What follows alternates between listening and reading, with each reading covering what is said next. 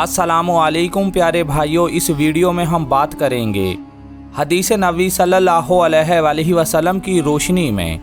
आप सल्लल्लाहु अलैहि वसल्लम ने हम बिस्तरी में लज़्ज़त और सरूर हासिल करने के लिए क्या तरीका बताया है, हम आपको वो तरीका भी बताएंगे। इसके अलावा और भी ऐसी मालूमात फराहम करेंगे जिनका आपको यकीनन इल्म नहीं होगा। हर मुसलमान के लिए ये वीडियो बहुत ही अहम है। वीडियो को आखिर तक ज़रूर देखें। अगर आप हमारे चैनल पर नए हैं तो चैनल को ज़रूर सब्सक्राइब कर लें ताकि ऐसी मालूमाती वीडियोस आपको मिलती रहें। हम बिस्तरी में लज़्ज़त हासिल करने के लिए मुख्तलिफ़ चीज़ों का इस्तेमाल किया जाता है। हम बिस्तरी में लज़्ज़त हासिल करने के लिए सबसे ज़्यादा अद्वियात का इस्तेमाल किया जाता है, जैसे कि टेबलेट वगैरह, ब्लैक कोबरा।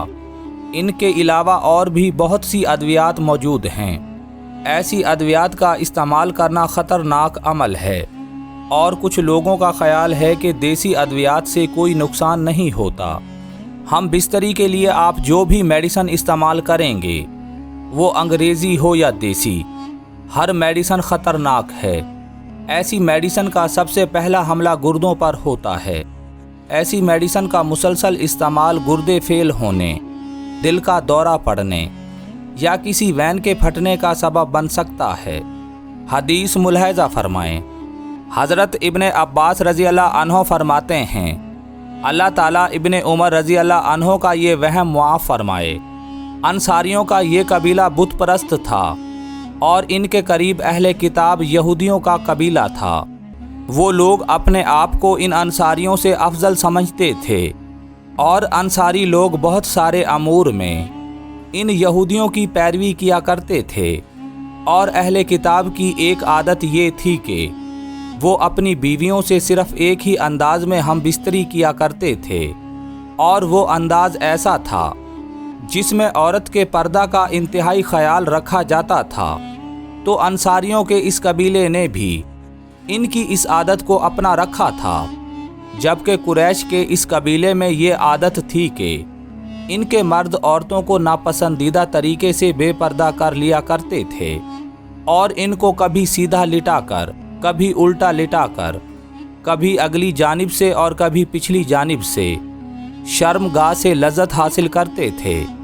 जब मक्का के लोग हिजरत करके मदीना आए तो इनमें से एक मर्द की एक अंसारी खातून से शादी हो गई। इसके शौहर ने अपने उसी तरीक़ा से औरत से मज़ा लेना चाहा तो इस औरत ने मना कर दिया और बोली, हमारे कबीले में औरतों के साथ सिर्फ़ एक ही तरीके से हम बिस्तरी की जाती है, इसलिए हमारे तरीक़ा के मुताबिक हम बिस्तरी करनी है तो करो, वरना मुझे छोड़ दो। यहाँ तक कि मैं अपने मामले में रसूल अल्लाह सल्लल्लाहु अलैहि वसल्लम से पूछ लूँ। ये बात जब रसूल अल्लाह सल्लल्लाहु अलैहि वसल्लम तक पहुँची तो अल्लाह ताला ने ये आयत नाजिल फरमाई, तुम्हारी औरतें तुम्हारी खेतियाँ हैं, तुम आओ अपनी खेतियों में जिस तरह चाहो, यानी इनके आगे से या पीछे से या लिटा कर, लेकिन बहरहाल वती इस मुकाम से करो जहाँ से बच्चा पैदा होता है। सैयदना अबू हुरैरा रज़ी अल्लाह अन्हो से मरवी है कि रसूल अल्लाह सल्लल्लाहु अलैहि वसल्लम ने फरमाया, जिसने हायज़ा बीवी से जमा किया या अपनी बीवी को पुश्त से इस्तेमाल किया या जो नजूमी के पास गया और इसकी तस्दीक की, वो इस दीन से बरी हो जाएगा जो अल्लाह ताला ने जनाब मोहम्मद सल्लल्लाहु अलैहि वसल्लम पर नाजिल किया।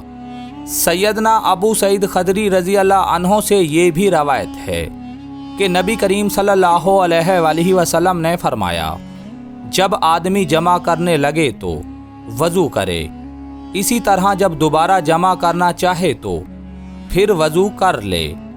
हज़रत अबू सईद खदरी रज़ी अल्लाह अन्हो से मरवी है कि रसूल अल्लाह सल्लल्लाहु अलैहि वसल्लम ने फरमाया, जब कोई शख्स अपनी बीवी से एक दफ़ा हम बिस्तरी करने के बाद दोबारा हम बिस्तरी करना चाहता हो तो इसको वज़ू कर लेना चाहिए, क्योंकि वज़ू कर लेने से दोबारा हम बिस्तरी करने में ज़्यादा लज़्ज़त और सरूर हासिल होता है।